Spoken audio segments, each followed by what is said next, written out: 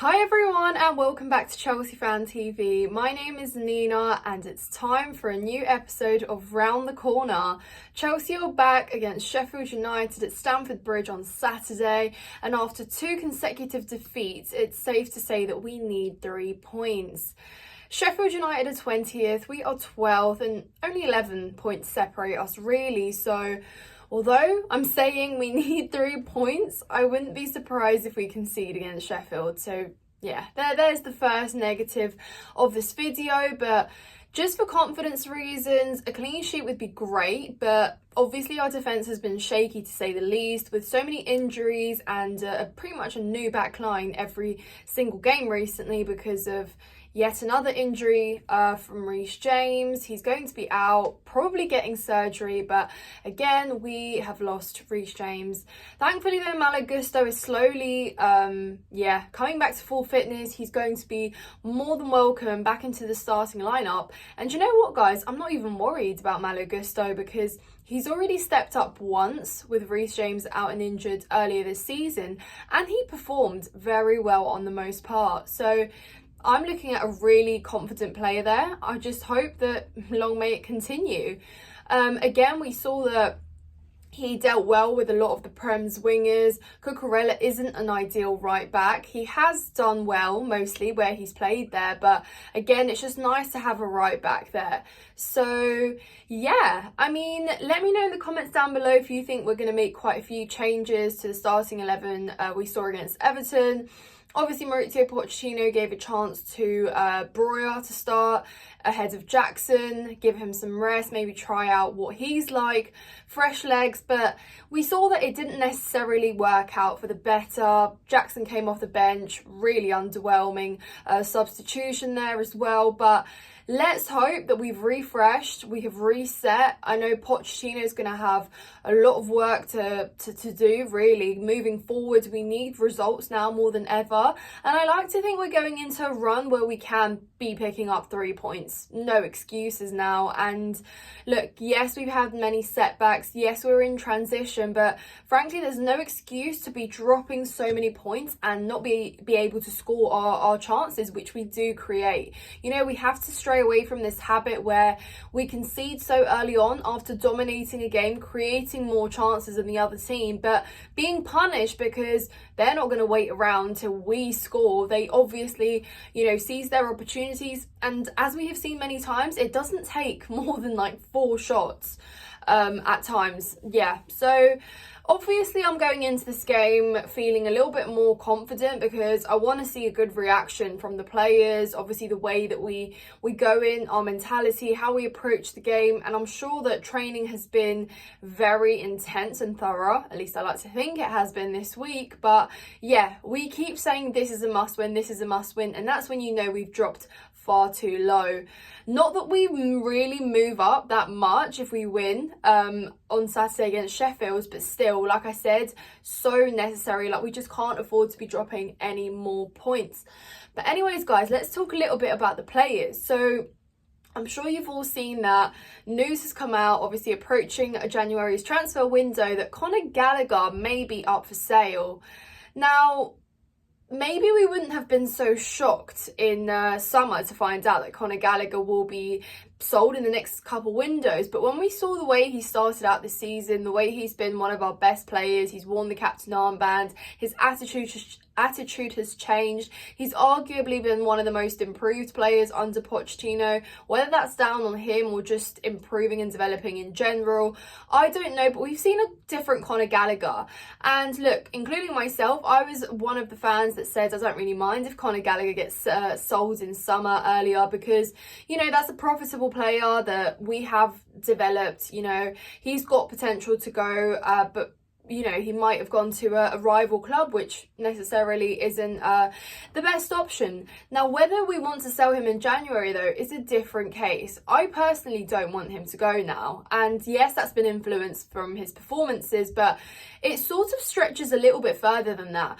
Conor Gallagher is arguably what you can say is one of the players from the old Chelsea, or has been at Chelsea for a longer time now. He spent a while being a squad player, being rotated in and out, but now he's a regular starter, and he has shown and he has proven that he loves Chelsea and he wants to be here.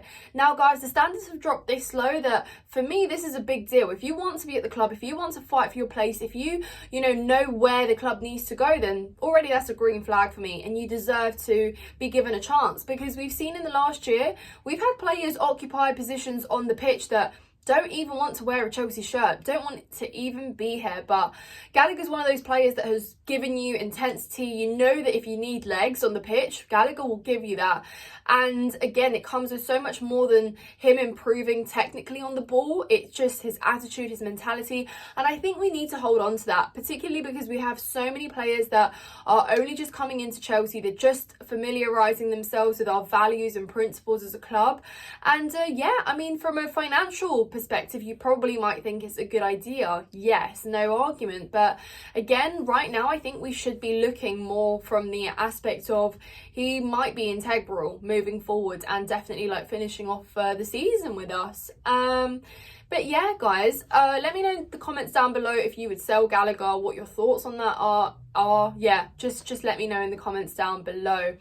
And anyway, on a bit of a more positive note, Christopher Nkunku is supposedly, or maybe will be, featuring somewhere in not maybe the starting 11, but in the squad on Saturday, which is so exciting, guys. A breath of fresh air to have our Christopher Nkunku back, the long-awaited return.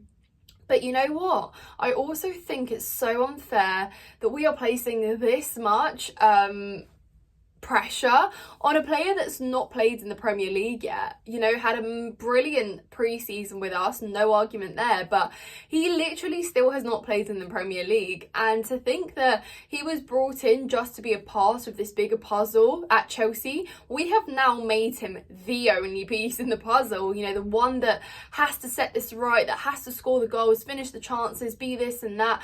And it's just almost like raising the expectations so high that if it's not straight away, hit the ground running, we might be a little bit disappointed. But again, this is a player that's just been injured. He's just come into the Premier League. There's a lot of factors that might indicate he could struggle. We don't know how well he will do. Obviously, I hope and fingers crossed with my whole might that he is the player that we bought and envisioned to be. But again, it is a lot of pressure for one player. We need to look at ourselves as a squad, and we can't be looking at just one player to make the difference. That's not what our club is about.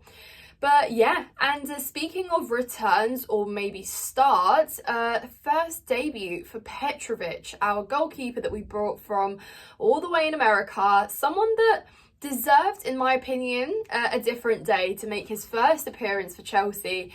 Obviously, Robert Sanchez is now injured. He's adding himself to the injury list. Very unfortunate, but here comes Petrovic. And like I said, guys, I felt so bad for him that he had to come on with 10-15 minutes. We were already losing. The tensions were already bad on the pitch. You've just walked off with your goalkeeper, your first goalkeeper, injured, and you're coming on.